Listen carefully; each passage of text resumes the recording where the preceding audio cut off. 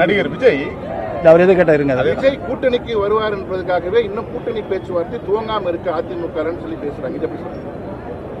இது உங்களுடைய கேள்வி. ஏன்னா எப்படியாவது ஒரு கேள்வியை போட்டு ஒரு பதிலை இழுக்கணும்னு நினைக்கிறீங்க. எங்களை பொறுத்தவரையில் தெளிவாக இருக்கிறோம்.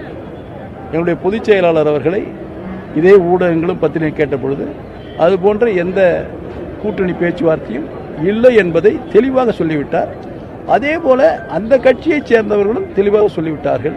இதில் என்ன வேடிக்கை என்று சொன்னால், திமுக செய்த தவற்றை மக்கள் புரிந்து கொள்ளக்கூடாது, ஏதோ ஒரு வகையில் வேறுமான கருத்துக்களை மட்டும்தான் நம் மக்கள் மனதிலே பதிய வேண்டும் என்பதற்காக இது போன்ற சித்து விளையாட்டுகளை திமுக செய்து கொண்டிருக்கிறது என்பதை தெரிவித்துக் கொள்கிறேன். அதிமுக இரண்டாவது கட்ட தலைவர்களான ஜெயக்குமார் உள்ளிட்டவர்கள் கூட விஜய் வந்தா நான் கெய்னர் இல்லைன்னா லூசர் அப்படின்னு பேசுறாங்க.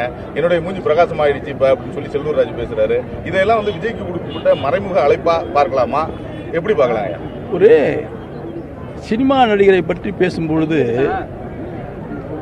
ஒருவேளை அவர்கள் மீது கூட ஒரு பற்றுகள் இருக்கலாம், நடிகர் இல்லையா, அதில் கூட இது போன்ற கருத்துக்களை எல்லாம் சொல்லலாம். இதெல்லாம் ஒரு பெரிய பொருளாக எடுத்துக்கொள்ள வேண்டிய அவசியம் இல்லை.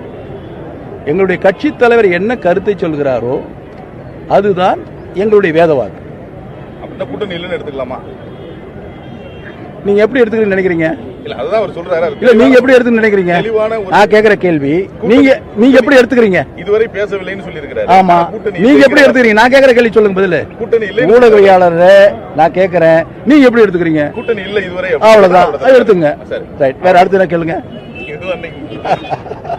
வணக்கம்.